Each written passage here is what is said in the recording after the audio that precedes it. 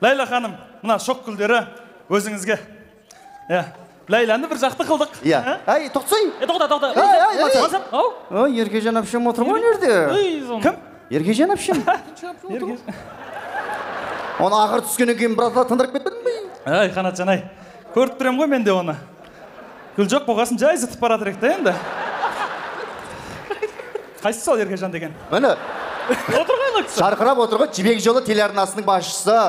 Кешегі Бопайдың батырлығы, Зере анамыздың парасаттылығы, Домалақ анамыздың әулелігі бір бойынан табылатын біздің. Әпкемізге сен қалай ол, Мансар?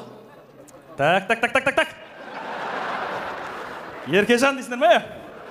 Еркежан дейді. Апасын өсі Еркежан дейді. Ей, құдай. Ай, Қанатжан ай. Мені жоқ деп ойлаңыз. Өтпейді.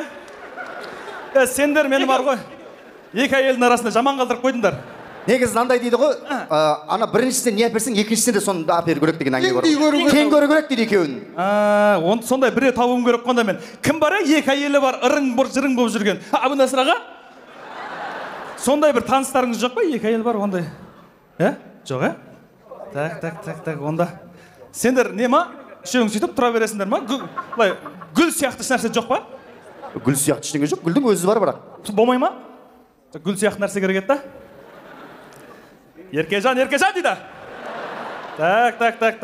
Гүл бар ма не? Бар ма? Берсіңдерші!